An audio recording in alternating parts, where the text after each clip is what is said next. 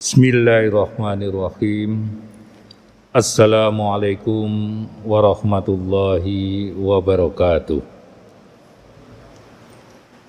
Innal hamdalillah wassalatu wassalamu ala Rasulillah wa ala alihi wa sahbihi wa mawala wala haula wala quwwata illa billah. Amma ba'd. Hadirin jemaah salat zuhur yang dimuliakan Allah.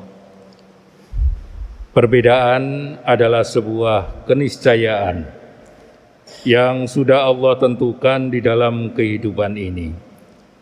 Allah Subhanahu wa taala telah berfirman di dalam Al-Qur'an surat Ar-Rum ayat 22. A'udzu billahi minasyaitonir rajim.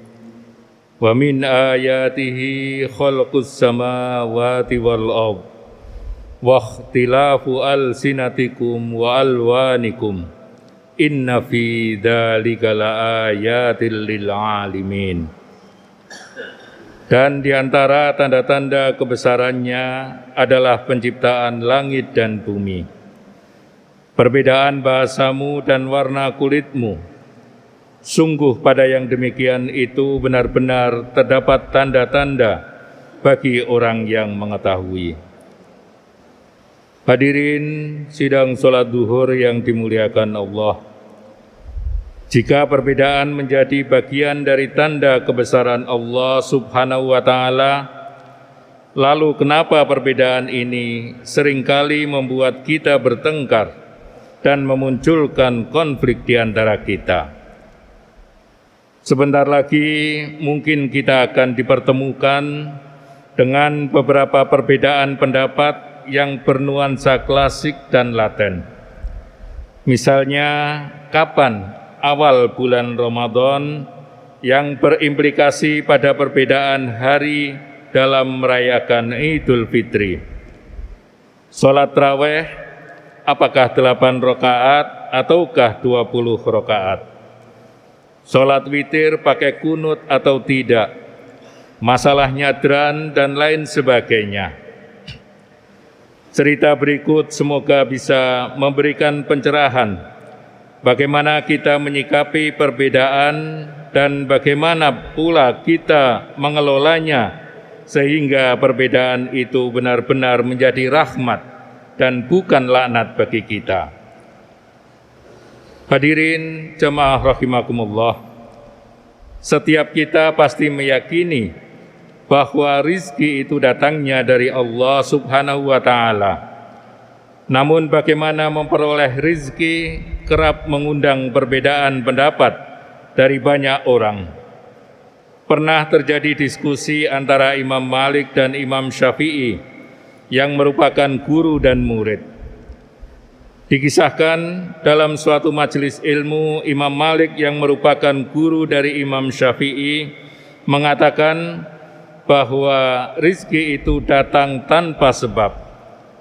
Seseorang cukup bertawakal dengan benar, niscaya Allah akan memberikan rizkinya.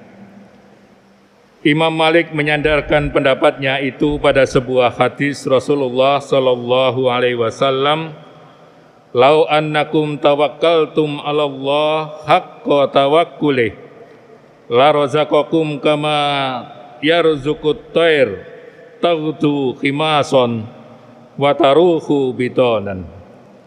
Andai kalian bertawakal kepada Allah dengan sebenar-benarnya tawakal, maka niscaya Allah akan memberikan rizki kepada kalian sebagaimana Dia memberikan rizki kepada burung yang pergi dalam keadaan lapar, lalu pulang dalam keadaan kenyang. Hadirin jemaah rahimakumullah, akan tetapi ternyata Imam Syafi'i sang murid memiliki pandangan yang berbeda. Beliau mengemukakan pendapatnya kepada sang guru, "Ya Syekh, seandainya seekor burung tidak keluar dari sarangnya, bagaimana mungkin dia akan mendapatkan rizki?" Kata Imam Syafi'i. Artinya beliau berpendapat bahwa untuk mendapatkan rizki dibutuhkan usaha dan kerja keras. Rizki tidak datang sendiri, melainkan harus dicari dan didapatkan melalui ikhtiar yang sungguh-sungguh. Guru dan murid itu bersikukuh tetap pada pendapatnya masing-masing. Hingga suatu ketika saat Imam Syafi'i berjalan-jalan, beliau melihat serombongan orang sedang memanen buah anggur. Maka beliau pun kemudian ikut membantu mereka. Setelah pekerjaan itu selesai, Imam Syafi'i mendapatkan imbalan beberapa ikat anggur sebagai upahnya. Imam Syafi'i merasa senang bukan main, bukan karena memperoleh anggur tersebut, tetapi karena merasa memiliki bukti untuk disampaikan kepada gurunya Imam Malik, bahwa pendapatnya soal rizki itu yang benar. Dengan bergegas beliau menjumpai Imam Malik yang sedang duduk santai. Sambil menaruh seluruh anggur yang didapatnya di depan sang guru, Imam Syafi'i menceritakan pengalamannya seraya berkata, "Seandainya saya tidak keluar pondok dan melakukan sesuatu dengan membantu memanen, tentu saja anggur itu tidak akan pernah sampai ke tangan saya." Mendengar itu Imam Malik tersenyum, seraya mengambil sebutir anggur dan mencicipinya.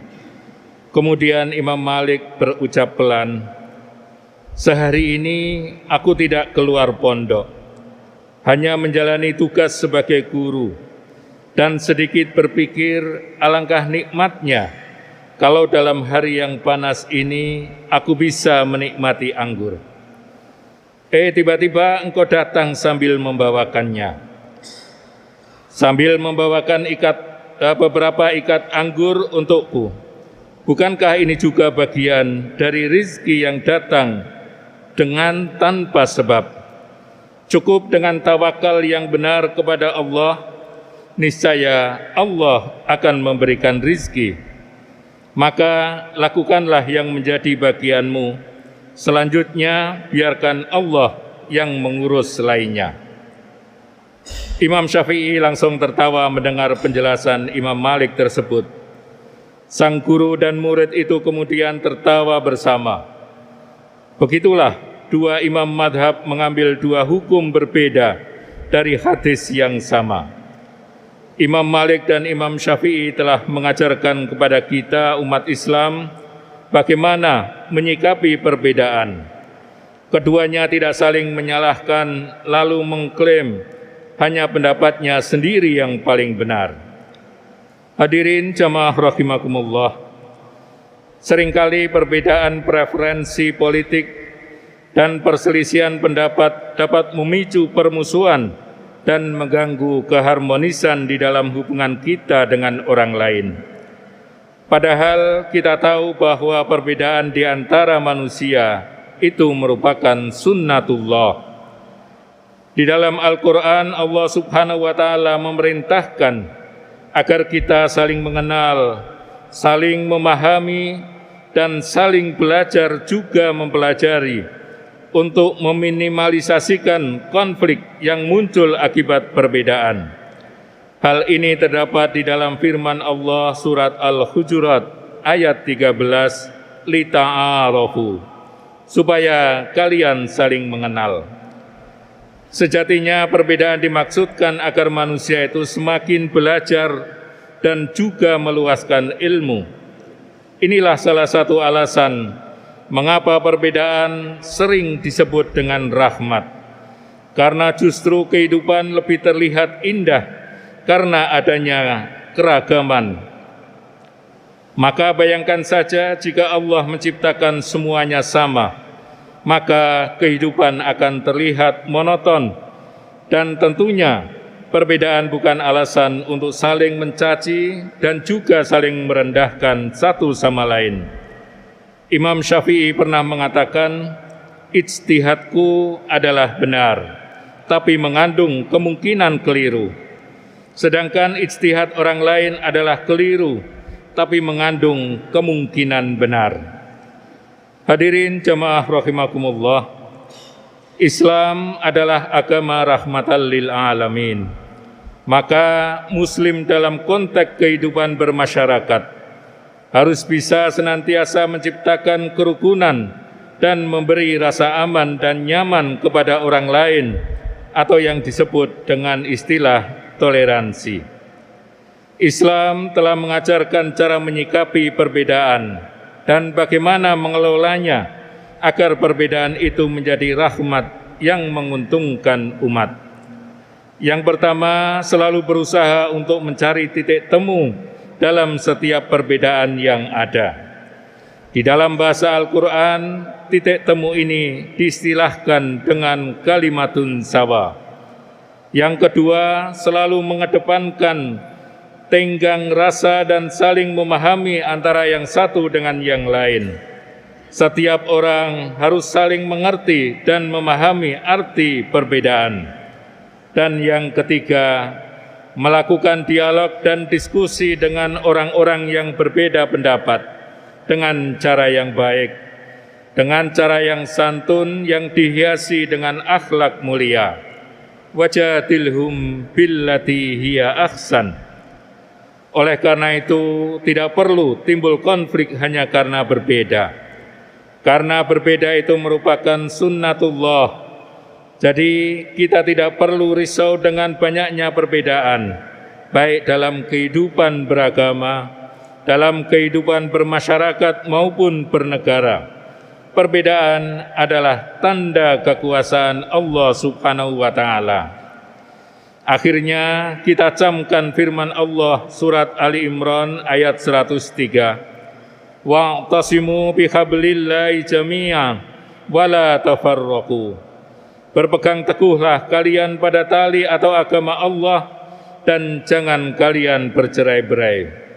Mari kita kuatkan jamaah kita, ukhuwah kita, persatuan kita, agar kapal yang kita tumpangi ini selalu stabil, lurus dan istiqomah menuju cita-cita yang telah kita ikrarkan bersama.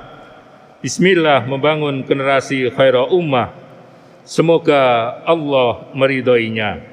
Billahi taufik wal hidayah. Wassalamualaikum warahmatullahi wabarakatuh.